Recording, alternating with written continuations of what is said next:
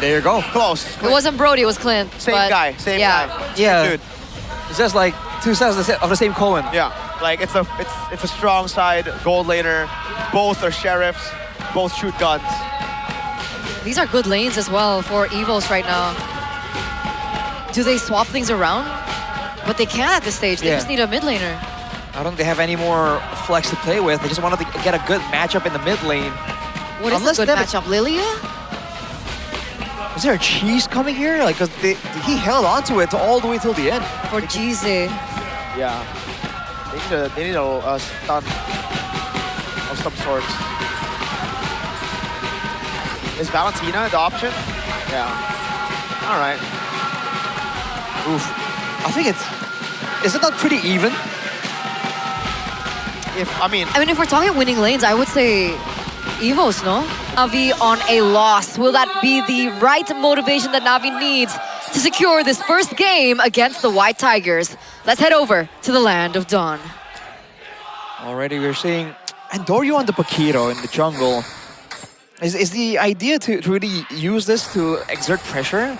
Because even though the lanes are winning, right? Sometimes like with a jungler like the Paquito, you might be a bit more vulnerable to those early ganks. Rotations is something that we talked about for both teams, right? If they can get the mid lane going, it can be quite beneficial, but EVOS definitely seem to have the better clear, especially with a Minotaur. Yeah, Albert is clearing way faster than the Paquito right now. So Paquito's on the second camp, and Albert's already on his own. He's already cleared an enemy camp as well. So that is going to push him forward in this early stage of the game. And now only is Andoryu able to convert onto the enemy jungle and go for the invade here. Yeah, this forces Andoryu to rotate over, but it's going to be delayed by Moeza. Like, even if Andoryu still gets this, which he does with the retreat, he had to step away. It was out of his pathing, right? For Albert, it was a smooth transition. He knew exactly where he was going with the Selena as well. So, yeah, he should have the XP and farm advantage. Good dodge by Jize. Was one of the winning conditions, the keys to victory for Navi, right? They had to be able to find a way to secure or somehow alleviate that jungle pattern from Albert. And for the first 2 minutes of the game, Albert has just been doing whatever he wants. Don't forget, Juan W helping him out with the clear too. So he really is going a lot faster right here. Going into the first hurdle, that might be quite a significant advantage that EVOS can use to get a leg up over Navi. Should be. Albert level 4 already. We do see some trades and damage onto Moeza here. But Moeza should still be able to heal himself up. And now they've collapsed on the first objective of the game. Look at Albert. He's playing it chill. This arrow lands. And it's just a bait for now. They're wasting Andoryu's moves right now. Purple buff has already been taken. Albert's a whole level advantage over Andoryu. Now the jump on Apro. It's a jump full. Minno's Fury, the Retribution, won out by Andoryu. Now they go in on Albert.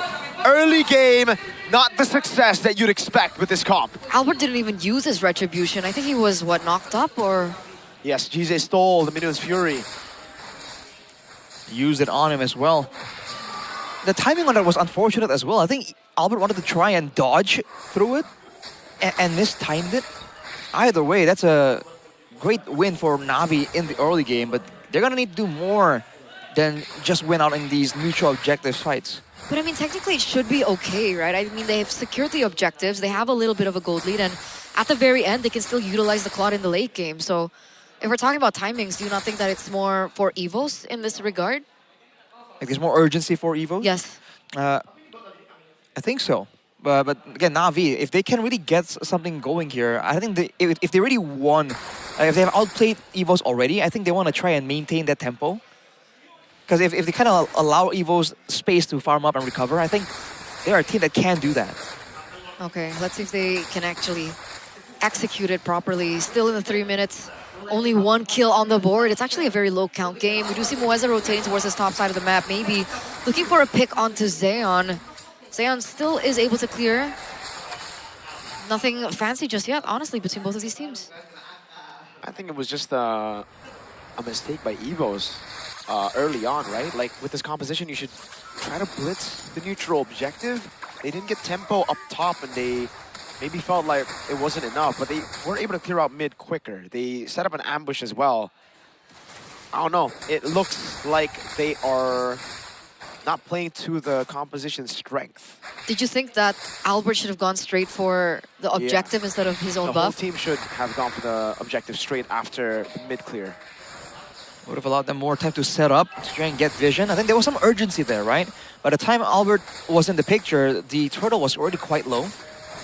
That's definitely a mistake that won't be repeated, and already EVOS are in the vicinity, but Navi, especially with the Beleric, have more ways to just stay in a bush and deny that way. This looks very tough. Rather than trying to the flicker by Apro, he missed it. Albert now with the walk up into Retribution, and Doryu wins it out. Jize trying to go for the Minions Fury here as he steals it, but it won't land. No kills, just a neutral objective, and both teams back away. So 2 objectives already secured in by Navi, which is not something that we expected, taking a look at the drafts. I think we've mentioned this. And now we see an invade from Navi on both angles. Jize and Afro there. I don't think Erlan should be able to go for this 1v3, but... Whoa! Look at that damage on Drian W. He barely gets out of alive, but he still does. Yeah, that's a free turret. Muesca. Oh god, Minus Fury by Jize! Knocks Erlan up. That's the Blazing Duet. That didn't land on anybody, but it's okay. Jize will fall to Albert as he rotates up top. Good reactive rotation. Now they go for this pick. It's still Xeon who takes the gold crab. So now what do EVOS do? Like, what are they playing for here? Well, they're still playing to try and get an advantage. I think ideally, right, they want to actually go and get some more pickoffs before the fights even begin. And then when Navi try and respond to it, that's where they use the Minotaur. I think that's the way the fight would go ideally, right? But Navi is doing a good job just hiding away the big crowd control tools in the bushes. And so EVOs are just a bit more hesitant moving forward, but look at Cars. As the Pawn Star Moon is able to land it on 3. Gets away in time with the Purify as well. Clean. You know, something was already happening up top, so all he needs to do is survive. I'd love to see like the dim. Wait a second, Randy. I don't think he'll survive. Oh god! Where'd he go? And Doryu. So much damage on this Paquito, and now he goes on Albert as well. A retry to steal the Golem. And orange buff might be taken as well. Hold on. Knockout strike. Jumps. Oh, he's taking everything away from Albert, man. Taking the jungle as well. Look at the Minotaur. Mueza not playing to open up for Albert, and the Abyssal Arrow doesn't land. Cars is able to get tempo. This is Navi playing EVOS' game. There's just so much damage. The fact that they can burst down Randy like that is not a good sign, man. It means that in the next neutral objective fights, EVOS won't be able to contest ground. And you can see it here. They respect the burst potential, but they're falling further and further behind. Almost a 4K gold lead for Navi. And a 1-level lead for Andoryu as compared to Albert, who just hit level 10. It was nearly a 2-level difference. And I was pretty chill about that 3v1 because I thought that Randy wouldn't be killed, but here it is, another engage. Minus Fury by Mueza. Into Minus Fury as well. Andoryu able to get the kill onto the Minotaur. Randy now in a miss, but all pops to the Consecration. The Blazing Duet stoning Erlan away. Forced in a few abilities out there, but now it's going to be Trian W with a walk-up. Taunted again. Jize holding the splash damage as Andoryu zones everybody. Tier 1, mid lane, secured. He's been clean this game. After everything we were talking about him, of Andoryu, in this particular game, he's been clean. 202, he has 2 items under his belt, the War Axe and the Hunter Strike, and it feels like that damage alone, it's enough for him to burst the frontliners, both Randy and Mueza. They don't stand a chance up against the Paquito.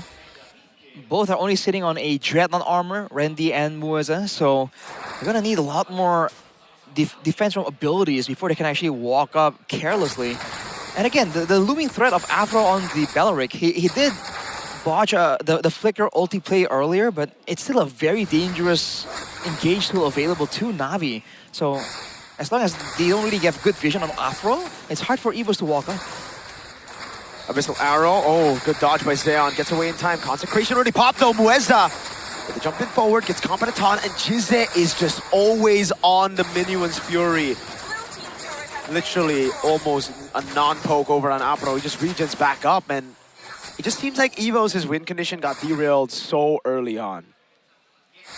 They're stuck waiting, and Navi is doing a great job going for neutral objectives and not forcing anything, right? They have the gold lead, they can go for kills, but they're playing it calm, cool, collected, slowly but surely taking away the turrets, taking away the purple buff as well.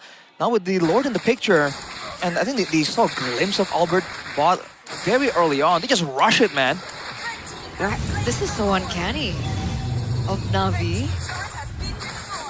Them playing it this safe, this macro, this disciplined.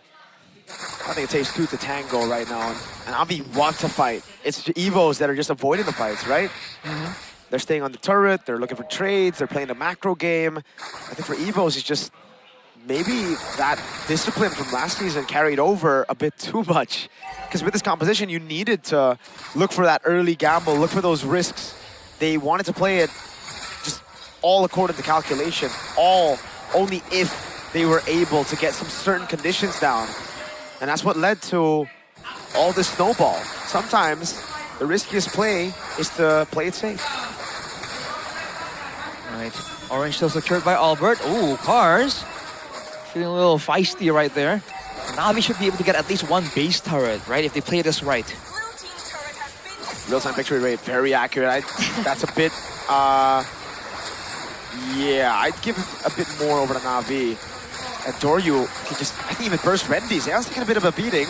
Lord up there, taunt as well. Rendi able to survive for now. Rapid trial from Pro lands on all, almost. The frontliners all just locked down. Zeon and Doryu and Jizze following it up now as they conceal. The arrow doesn't land. Airline's defending right now, but Zeon's able to pick up the turrets, and Doryu walks up. And he'll be able to dish out so much damage. Again, a punch to knock Airline out.